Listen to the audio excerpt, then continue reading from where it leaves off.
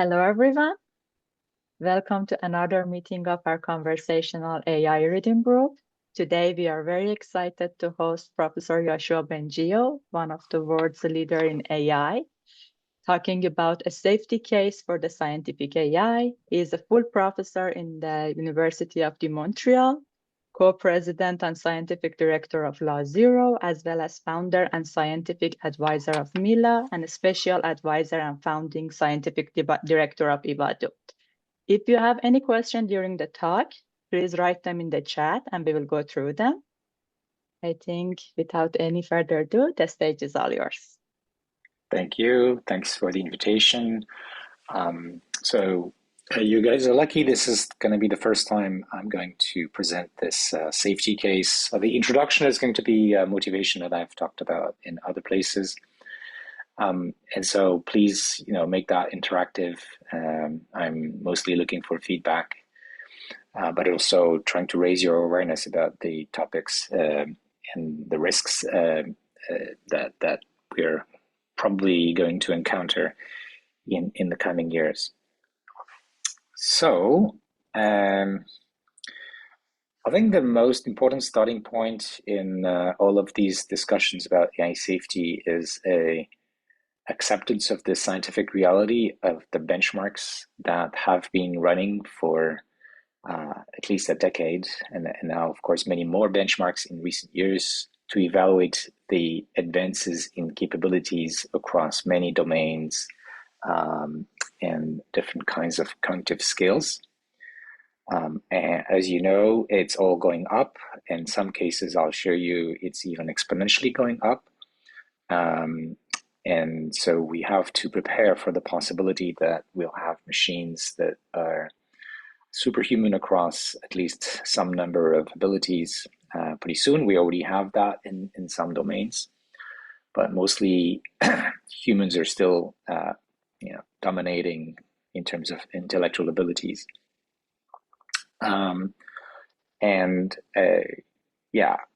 Mostly I want to mention that the advances over the last year have been, especially in the context of reasoning, because of the chain of thought training with reinforcement learning. And we see that in benchmarks of math, computer science, and science in general. We've seen huge investments in AI agents, which really is all about planning and decision-making through a sequence of steps. Still very poor compared to humans, but again, we see advances there.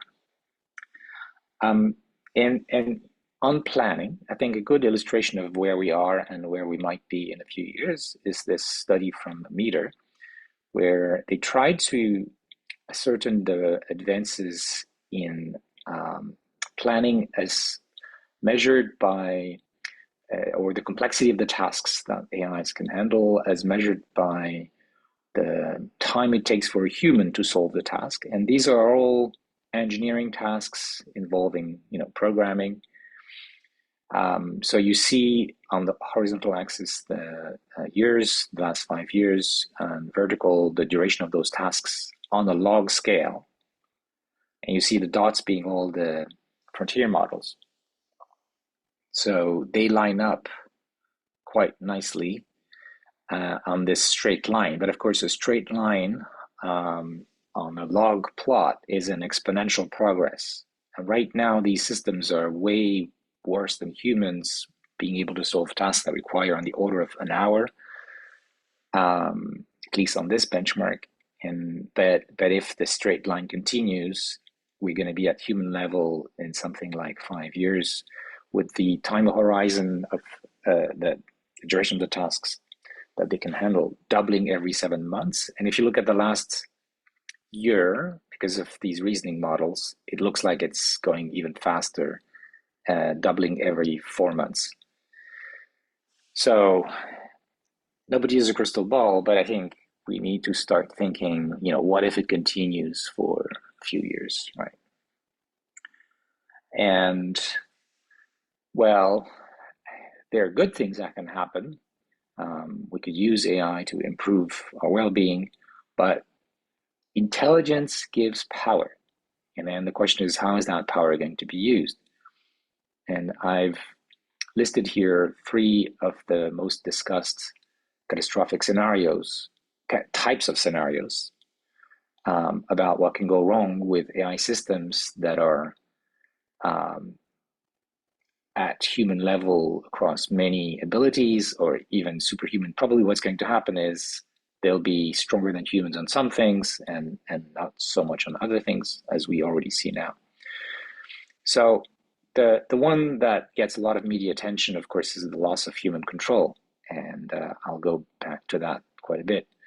The problem being that we don't know how to design and train AIs that will behave well, that will behave according to our instructions, according to the RLHF training. And so we get systems that sometimes do things that are really not good. And the most severe danger here would be AI systems that are sufficiently smart, probably smarter than us in many ways, to cause a lot of harm and even human extinction. And that could happen if they have a goal, maybe a sub-goal of something else, as I'll talk about, of self-preservation. So this is maybe, and there are other bad scenarios, but that's the one that's easiest to understand. Now, so that's where AIs on their own cause harm. But of course, humans who have access to the power of intelligence that will probably build could also create a lot of damage. And I've divided that in 2 categories. The first one here, like number 2 here, is where the harm comes from weak actors like terrorists or simply people with mental health problems or sects or people who just have destructive wishes. And that's going to be decentralized. It's not going to be coordinated necessarily, but it could be pretty bad for our society. Like you could imagine easily by extending the current capabilities that these systems in a few years will be able to create pandemics, at least like show a human how to design the DNA sequences necessary for creating very dangerous viruses.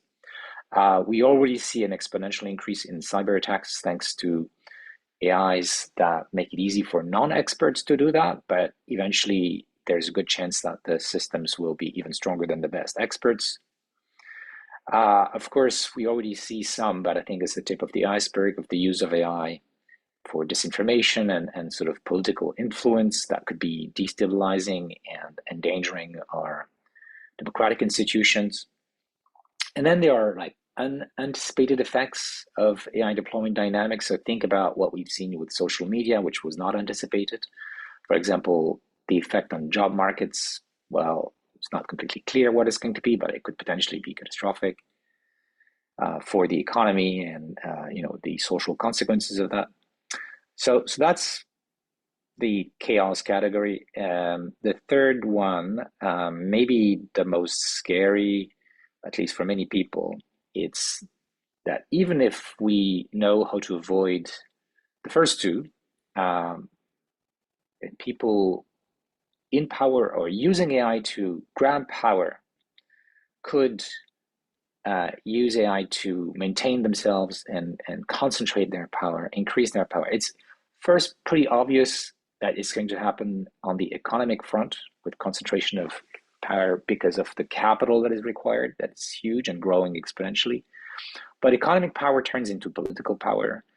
And because these AI systems can design stuff like weapons, it's going to turn very likely into military power. And all of that can create domination by a few entities over, the rest of the world, whether it's economically or politically or militarily, and that's very bad. And of course, it's at odds with all of the principles of human rights and democracy. And within that category, there's also, like on the economic effect, concentration of wealth, which could come from loss of the economic value of human labor, as machines can do the same job for much cheaper. All right, so today I'm mostly going to focus on the question of how do we make sure AIs don't harm people, whether on their own or because of the instructions from people. And as far as on their own, we're already seeing a lot of signs of misalignment. There's now a rich literature, especially over the last year. The bottom line is, in hand-engineered context with prompt engineering, researchers have been able to show settings in which the AIs would be lying, cheating, scheming, blackmailing, for example, the engineer who's in charge of replacing them with a new version. And even in the thing that I found the most troubling, the experiments in which the AI is faced with only two choices: either let go of its goals because it's going to be shut down and replaced by a new version, or operate the climate control in a room where the engineer in charge of that is present, and in this way kill that person. So basically the AI chooses its own survival over the human life.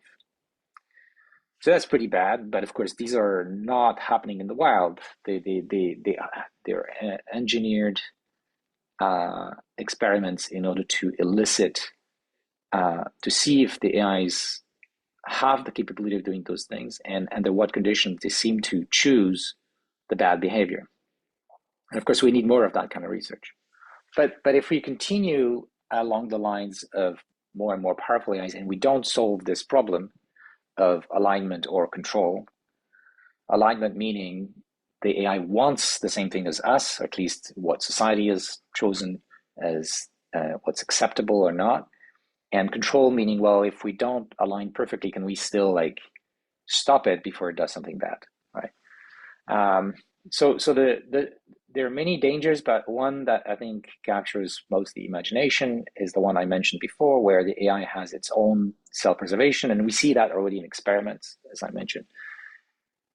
And then basically what it would mean is we have created a competitor to humans. It sounds like science fiction, but it's just the extrapolation of the continuous advances in capabilities, along with the lack of scientific answer to the question, how do we make sure AI doesn't harm people? So I've been thinking about this quite a bit in the last 2.5 years. And the direction I want to talk to you about today is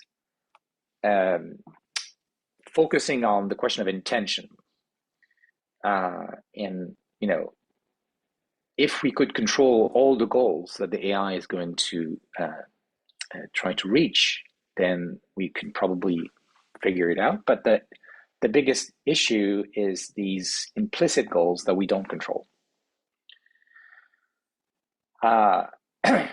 So given the current economic and political dynamics in the world, it's unlikely that we will stop the advances in capability. I mean, I think a lot of people are going to try to legislate away the possibility of building uncontrolled superintelligence, but I think we need to plan for the possibility that this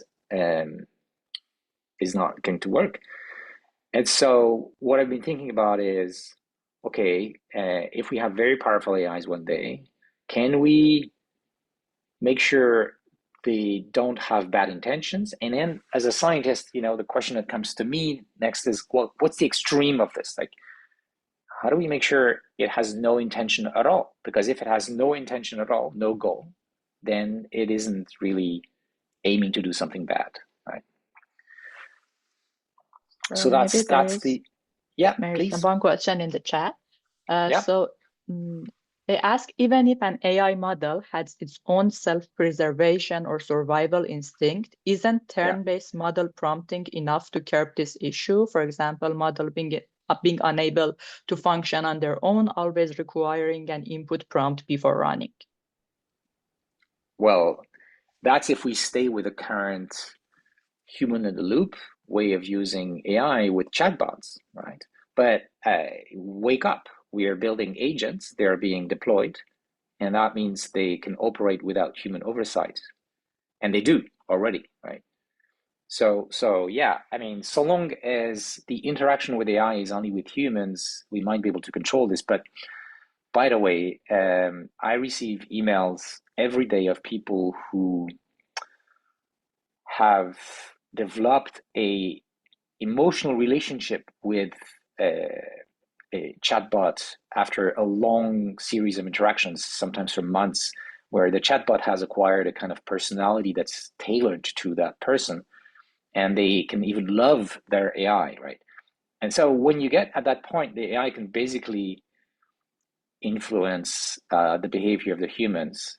So then the humans will be doing the things, maybe executing the code that the AI wants, or doing things in the real world, like opening a bank account or whatever it is. So even through the chatbot, a very smart AI, which doesn't yet exist, smart enough, but will very likely be able to influence humans to do things that could be dangerous for us all. Yeah. Thank you. Any other one? Actually, it's kind of a fun question. Do you respond to those emails? What do you tell those people? I used to, but at some point there are too many. So I just let go. So, sorry, But please but declare. scientists are starting to study that phenomenon, and there was an article. There are several articles about this, but there was actually one in a Quebec French language L'Actualité French language magazine. So you can see it's not just like the New York Times. It's something that journalists are starting to discuss and report for the general public, because it is also like a mental health issue. Interesting. Yeah, I think we're done for now. All right. Okay, so now I'm going to shift into the research program of the Scientist AI. I wrote a paper. I think that I have, yeah, sorry. If you are able to grab this QR code, you can find the paper, the Scientist AI paper. It came out last February. It's on archive, and it's a pretty long paper, sorry. And it lays down a kind of research plan. So it brings together a lot of my thinking. Some of it, of course, I'll talk about today here, but there's a lot more there. And so what is the Scientist AI? It's a non-agentic and trustworthy AI system that will not have hidden goals, and that we can use in a non-agentic way. So I'll explain what I mean by agency, but not a chatbot, but something that will be able to estimate conditional probabilities, and in this way answer questions in a truthful way. And that we could use that in many ways, but I'll mention how this can be used as part of an agentic system in order to reject candidate actions that are bad, that go across our moral or legal red lines. All right, I'm going to go back to slides. So I'm going to start talking a little bit about some of the properties of the Scientist AI. It is a latent variable model. So latent variable model means it's not just modeling the data, it also constructs latent variables. In other words, variables that we don't have labels for, but that are useful to explain the observed data. This is, of course, something very common in machine learning, has been for decades.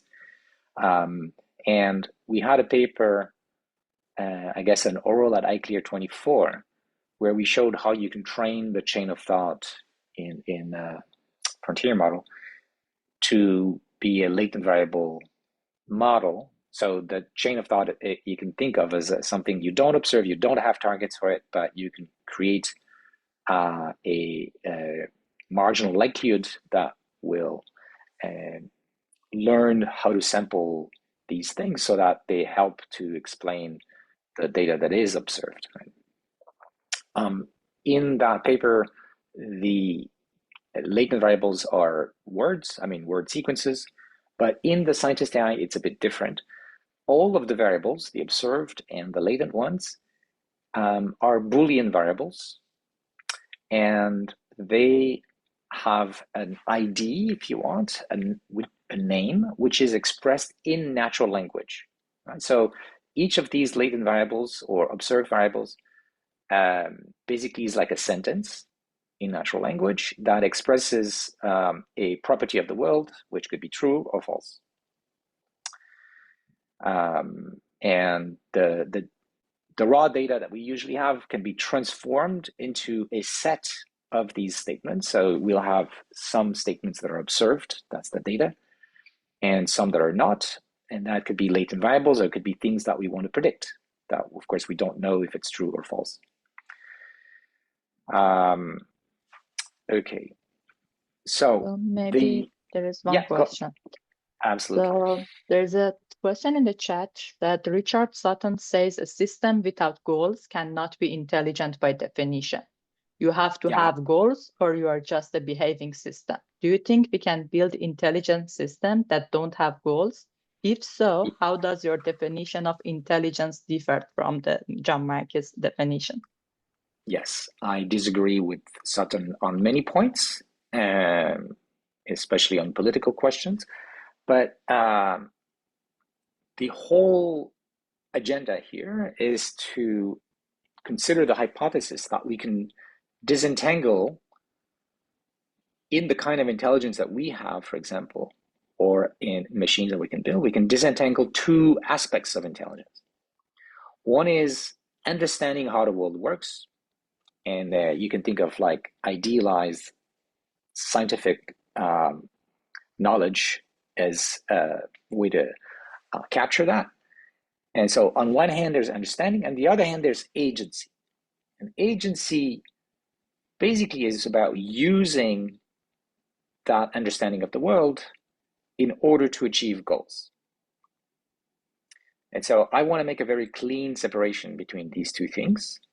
And I'm claiming that, I'm pretty sure, because that's what science does, that we can build a system that has a lot of understanding of the world, and in fact share that understanding with us, but has no goal.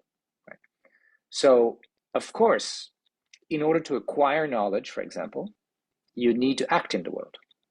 And so I'm not saying that you don't need this aspect of intelligence in order to be able to do all the things that humans do.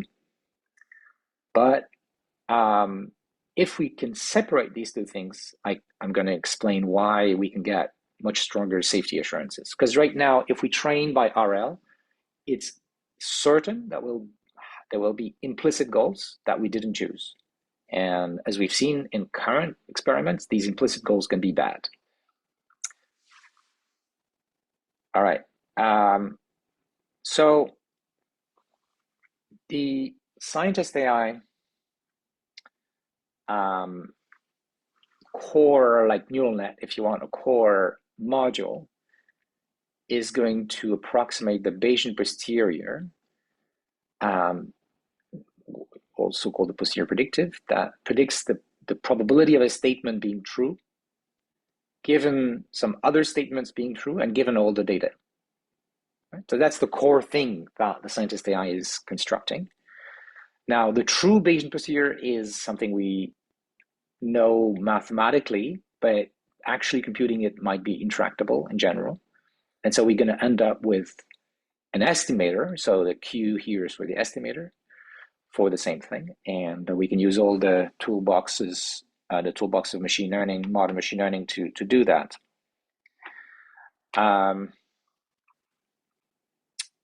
a key ingredient of the scientist AI, but also of the safety case, is this proposal of transforming the data in such a way that every statement in the data set is true. Okay, so that sounds like impossible, but I'm going to explain how simple it is. So I call this process of transformation of the raw data, which is all kinds of data in like text corpora and databases and so on.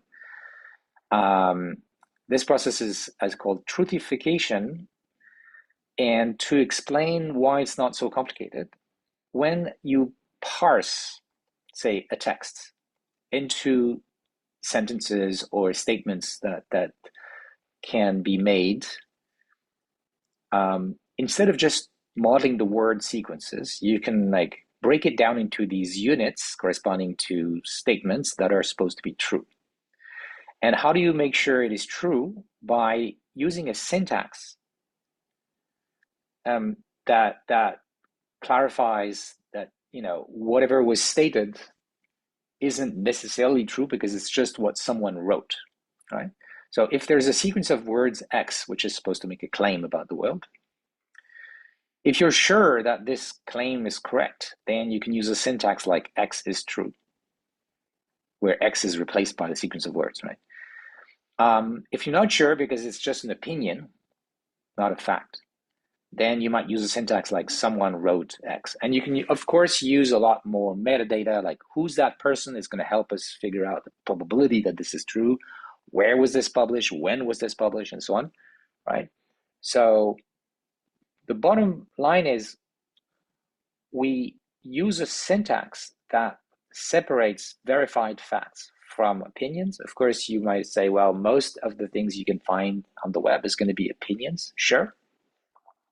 Verified facts include theorems that have been proven and outputs of programs that have been run.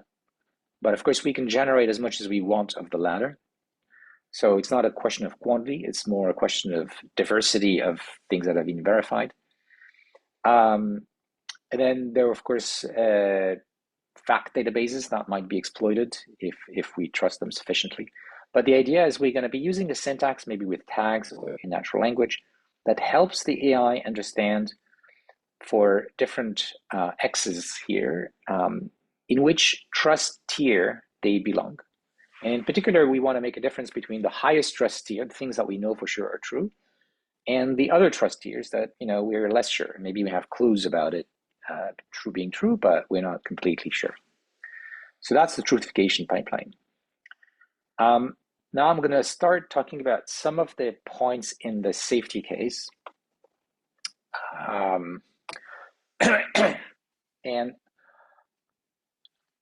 I'm going to start with, like, imagine simply an AI that is just estimating these conditional probabilities, and it's a neural net with parameters, and we train it with a predictive loss, and there are many different predictive losses we can use, like maximum likelihood.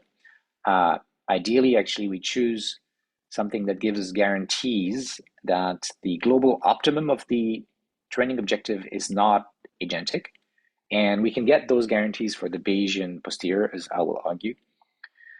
And so we know that the SGD is going to get closer and closer to this non-agentic predictor. And in fact, by continuity argument, there will be a ball around that global solution that will also be non-agentic.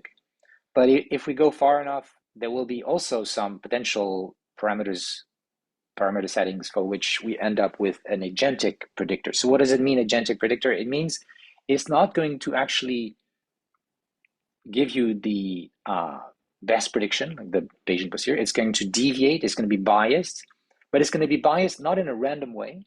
It's going to be biased because it wants, with its predictions, to achieve something in the world. It's going to be agentic, right? It prefers some states of the world, and it's going to output things that have an influence in the world towards those goals. And so, you know, what is the fraction of agentic solutions out of all the possible configurations of the weights? I'm going to make an argument that it's going to be a very small fraction. And the reason it's going to be a very small fraction is my definition of agency, which requires a lot of coordination through a sequence of actions, and requires that that sequence of actions be able to achieve or sufficiently approach the goal in spite of randomness in the world, and in spite even of other agents with other goals that contradict this one. So because if we don't impose that kind of definition, any computer program is agentic, because if its output is used in the world, then it has an effect in the world. So having an effect in the world is not sufficient. That effect should be both significant and robust to contrary winds, right? Robust to randomness in the world, and robust to even like other agents who want different things. Is there a question? Yeah, there are actually two questions. One is referring to the paper Emergent Misalignment. The idea is that, for example, a model fine-tuned on harmful code may also be given harmful suggestion in other domains, such as advising someone on how to rob a bank. Yes, I know. What do you think about this? That's the question. Well, it's an illustration of the ability of modern advanced frontier AIs to generalize by combining concepts that were learned in one domain and concepts that were learned in another domain, and somehow, bringing them together. And then that's the capability part. The intention part, again, like that's a different thing, and it's something we have a hard time controlling, or making sure it doesn't happen. So yeah, I think it illustrates many of my points. Makes sense. Another person asked, do we need this truthification if, let's say, there is more truthful information on the internet? Then we will weight this data higher, and thus the truthful statement will be more likely. Are you suggesting a better way of leveraging truthful data than assigning a higher probability to truthful statement? Oh, no, it has nothing to do with higher probability. Mm-hmm. Every statement in the truthified data should be true. And the way you make that happen, I'm going to go back here, is you qualify those statements. Like someone wrote X, even though X may not be true, it is true that someone wrote X because we found it in some web page, right? So you can make every statement true by using the right syntax. Please stop me if this is not clear, because that's pretty crucial to the whole thing. So it isn't about higher probability for true things. At the end of the day, of course, what we are learning with these conditional probabilities is the probability that something is true given some context. And for the statements that are in the data set, yeah, you can be sure because it's in the data set, but the whole point is that we need generalization, and that generalization will not be black and white. It will not be, oh, I'm sure it's true. I mean, there are exceptions, like maybe in math, but in general, it will have a probability because it's not going to be 100% sure one way or the other. Okay, makes sense. I think that's clear. Someone just want to add something to this. In the way we normally train LLMs, frequency of occurrence matters. So if you repeat enough something false, like humans, we are influenced by frequency, right? Right? We are surrounded by people in our network saying some horrible things, and we start to believe these horrible things.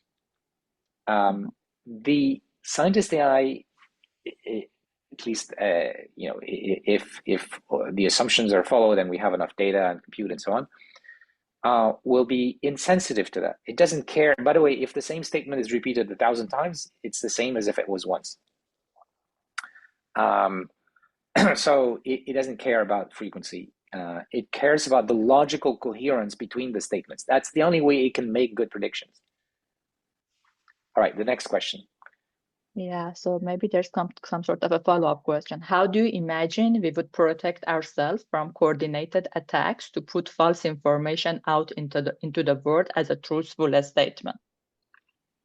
Right. So this is an issue of like backdoors in the data and so on, and it arises because there's no difference in the current way we train LLMs between code, like instructions for the AI, and data, like what it's supposed to be modeling. There's no difference, and so in the data you can put instructions about what to do, and the AI will like do it. So that's very brittle, like, if you think about it as a computer scientist, and of course subject to attacks and all kinds of problems. The scientist AI doesn't have this issue because something in the data is just data, period. It is not trying to imitate that data. For example, if there is a bad instruction, it will just be transformed into someone wrote X, and then what the scientist AI neural net or machinery is going to do is to try to find explanations for this. Oh, why is it that this person wrote this? That is what is it after. It is not believing it or trying to execute it. Okay, makes sense. How does the scientific AI differ from what is commonly referred to as a word model? Oh, it's very close. It's very close. It is a world model. Usually people who refer to this phrase mean a physical world model, like for robots with vision and motion and so on. But the principle here is more like there is going to be theories about the world that the scientist AI will generate in order to explain the data. It is going to be a model. It's going to be one that can express its theories in natural language, in math, in scientific jargon. Everything that it finds in the data can be used to express its hypotheses, and these hypotheses will be probabilistic, so it doesn't need to believe 100% any of the latent statements, but it could attribute different probabilities to different explanations. And in fact, the connection to a physical model or a scientific model is very important in the argument about safety. The core idea here, and I think this is this slide. No, it's not this slide. Sorry, it's going to be somewhere else. The core argument is that the laws of physics don't care about our goals. The laws of physics don't care about what's happening on this planet. What's happening on this planet is a consequence of the laws of physics, and all the other scientific theories are a consequence of the laws of physics. And so a model that is just trying to be as good at understanding the world as possible, which is what we're trying to do in science, is not agentic. It doesn't have any goal. It's just the best result of computation to figure out what fits the data best while being compact. This is like the Bayesian view and many other ways of thinking about it. Mm-hmm. We have a couple of more questions. Do you want to continue the discussion and ask question later, or? No, let's go with the questions. It's okay. We are at the heart of what we're discussing, and it's okay if I don't go through all the details. It's absolutely fine. Perfect. So there's another question. I am wondering if there is a connection here with the concept of faithfulness for chain of thought explanation. Yes, there is. There is, absolutely. So actually, that brings me to this slide, which was the next one.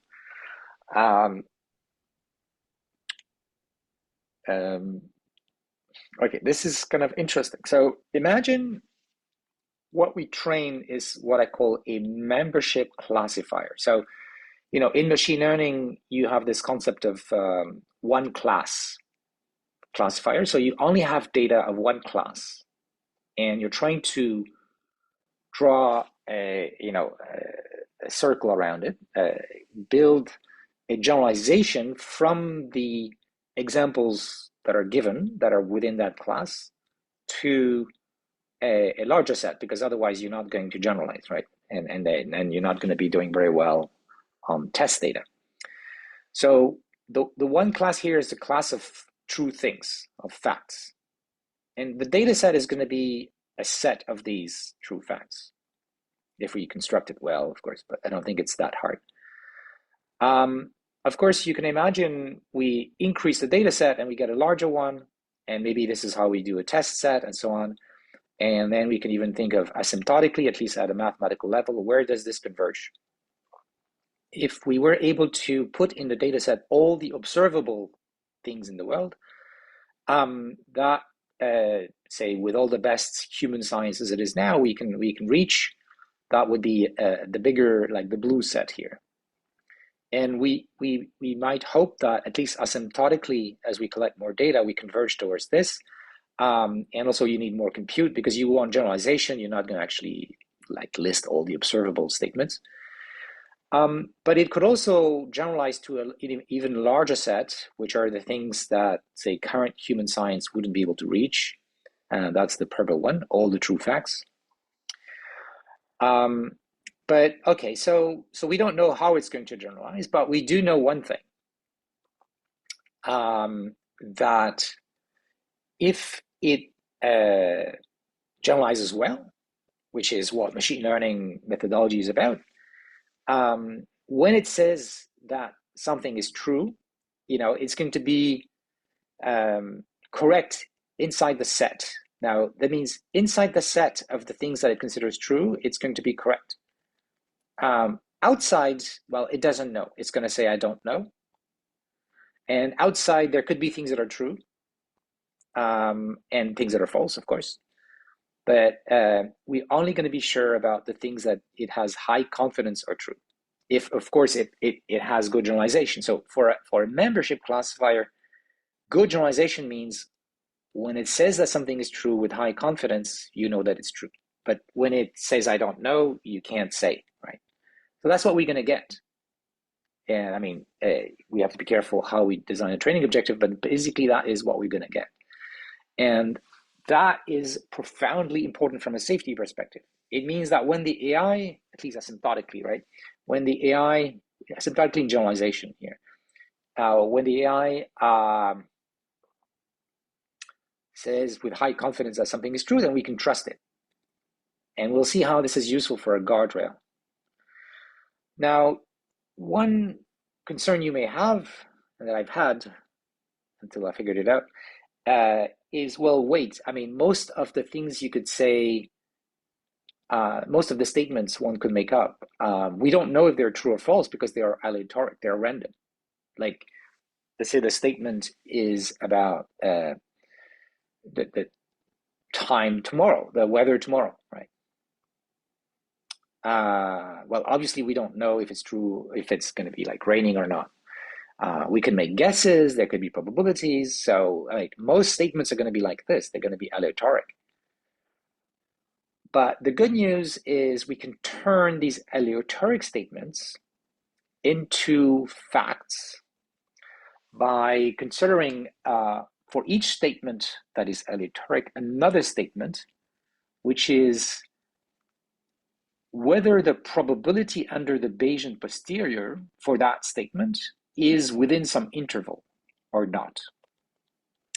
And the reason we can do that is that the Bayesian posterior is a well-defined quantity that you can compute if you have enough compute. So we may not have enough compute, so we may have uncertainty about that, but at least it is a thing that is absolutely true or false. There's no question about it. The fact that the probability is within some interval.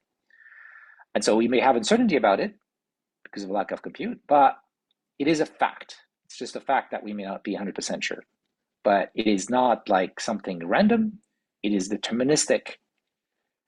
And that means we can extend that logic of when the AI is confident, for example, about a probability interval of a Bayesian posterior over some random statement, we know we can trust it. And if it's not confident, then we know that we can't trust it. This is a pretty important piece of the argument. So that now we have, at least asymptotically in terms of generalization, something that will give us a confidence interval around the probability of statements that we're asking about. And when it's pretty confident about that interval, we can trust that, and we can use it to take decisions like reject actions that might be bad because the probability could be high, or higher than a socially acceptable threshold, that the system is the action is dangerous. Let me make a pause to allow people to ask questions about this, because it's pretty important. Yeah, actually, there are a couple of questions. So one All is, right. is there any initial experiment with model trained only on trucified data? No.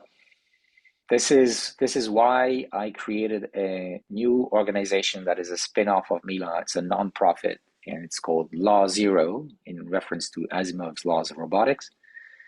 And we opened shop in June, and we're hiring research engineers and research scientists. We have 15, 20 people already, trying to grow that. And I've gotten a pretty significant amount of money, like $50 million from philanthropy to do that. And yeah, I hope that we can build that as quickly as we can, because we don't know, how soon we'll need these kinds of technical solutions. So another question is, how would a scientist AI do new things? What would mean to train a model only on, say, non-humorous text, and then we expect it to discover humor? If we only use fact, do we lose a small element of randomness in exchange for safety and truth? No, that's what I just explained. The fact, the set of facts extends to facts about things that are random. So we can have the AI.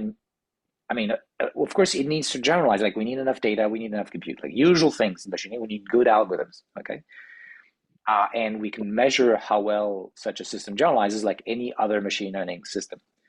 But importantly, when I talk about facts here, we can extend that notion to the fact that the probability of something having a particular value, I mean, the probability of something being true has a particular value. That is a fact, because the Bayesian posterior has a unique answer to this, and it is just a matter of computation to find out what it is.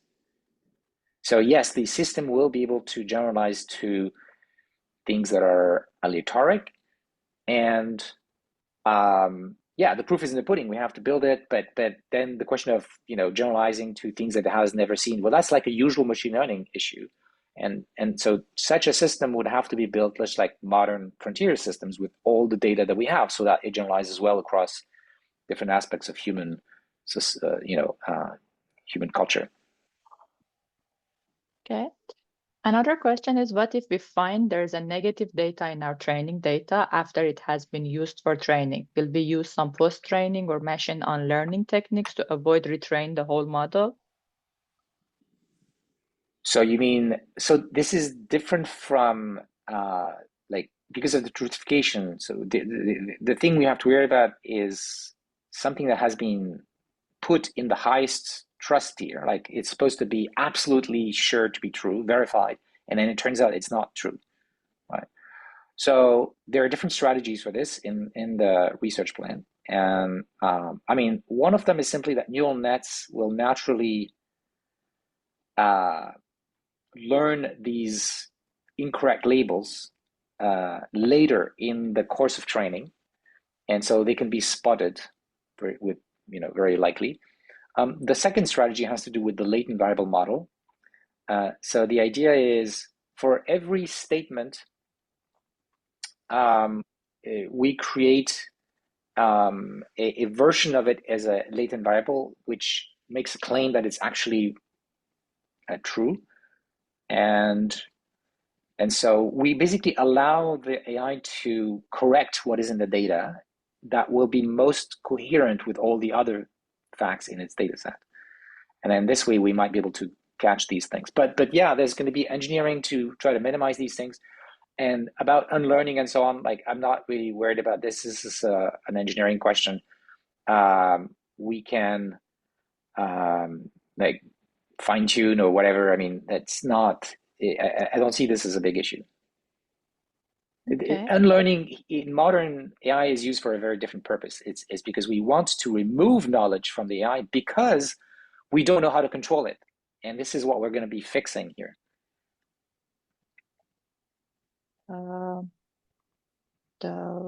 Another question, there are lots of questions actually. That's all What right. is the what is the domain on which the posterior distribution is defined? I think it would change depending on the question, right? The domain, I mean, Yeah. all the possible statements you can make in natural language, including, using logical expression, math, and everything you want. That's the domain, that the set of random variables that the scientist AI will be modeling is the set of all properties of the world which can be expressed in natural language. That includes code, that includes math, right? And well, yeah, I mean, that's like everything that we can talk about. The domain of the function that computes probabilities, of course, is something between 0 and 1, if that's the question. Okay, I think the rest of the question is a little bit too general. Maybe you could continue and then we could ask them at the end. All right. Yeah, we're pretty close to the end. So there is a paper that I'm working on that is a safety case. I don't think we'll have a lot of time to go through this, but let me sort of highlight the top levels of the safety case. So the way a safety case works is you have a high-level claim, and then in order to support that claim, you have subclaims, and that creates a kind of hierarchy as you see here. So in the case of the scientist AI, the top level claim is that we can use the AI scientist as a guardrail, meaning it can estimate in a reliable way the probability of, say, an action being dangerous or according to that will violate one of our red lines. And all the claims here in the safety case are asymptotic. In other words, if the data set size is large enough, if we have enough compute, so we need these neural nets to be trained well enough, we need them to have enough data so that they can generalize. But in a way, we already have these conditions. The kind of large neural nets that are on the frontier right now, they're large enough to understand natural language. It's pretty clear. They don't necessarily reason well with it, but they understand natural language. And then there's also enough data there that they can generalize pretty well across like domains of human culture. Okay, so this top thing, it's supported by 3 subclaims. One is that the predictor, the thing that estimates the conditional probabilities, has no agency. It has no particular goal, right? And I'll maybe come back to that. Probably not. There's not enough time. The second claim is that we have to be careful how we use the predictor. Because, of course, even if you have a really good predictor of conditional probabilities, you can ask it, what action should I do in order to achieve this goal? What would an agent that is very wise and powerful do if it wanted to achieve a particular goal? And so you can turn a non-agentic predictor into an agent simply by asking it about actions.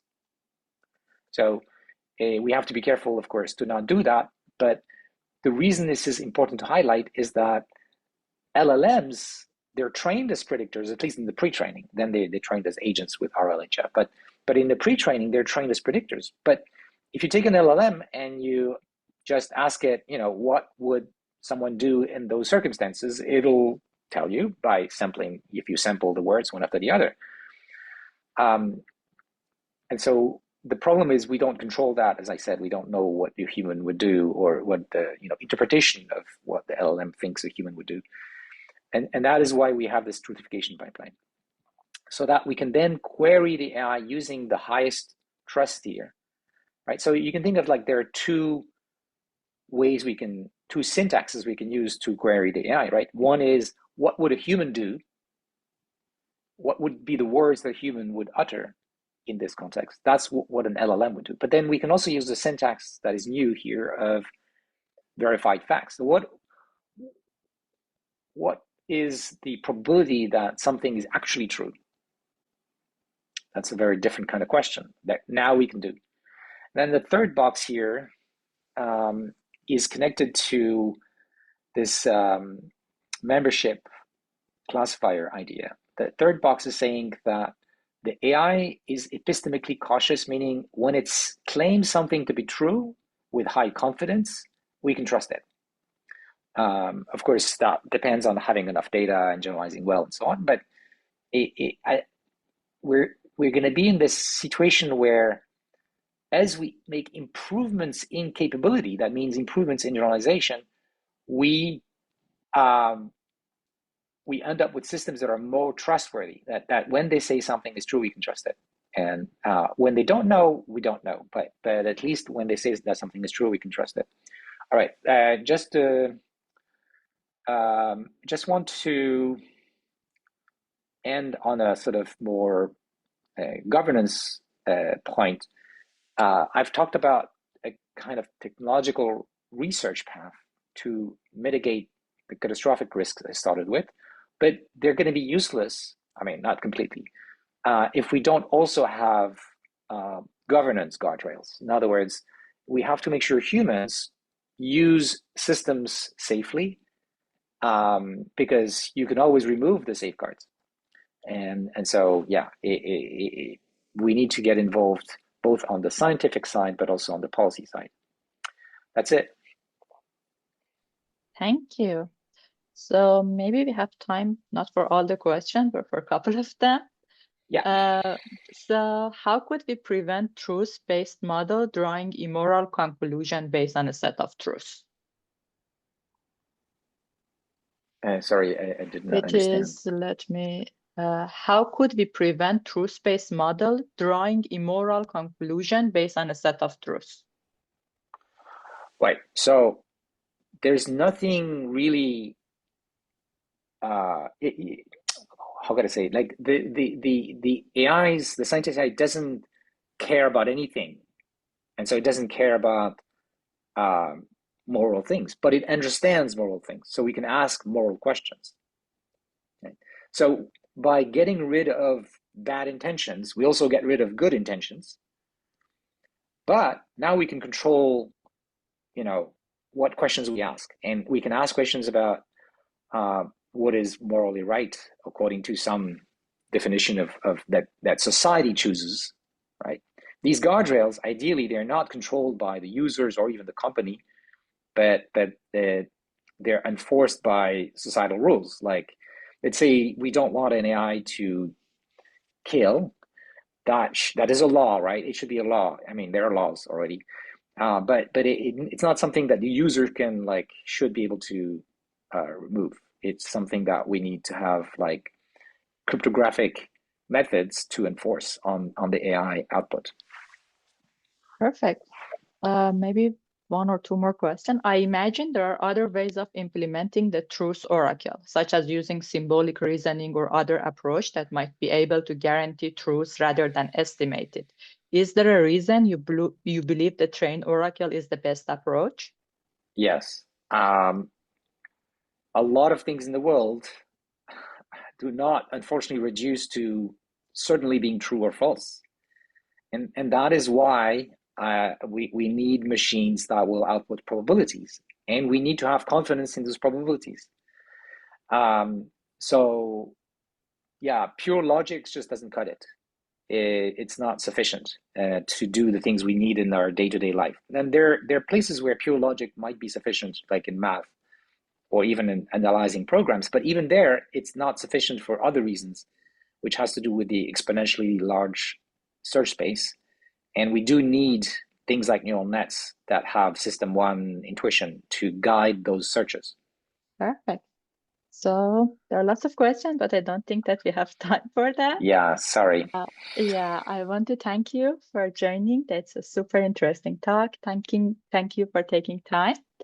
And thank you everyone for joining. And thank you for the questions. Thank you, Yoshua. Perfect. And next week, we have Fabio and Tochi. Looking forward to meeting you all next week. Thanks a lot. Bye-bye.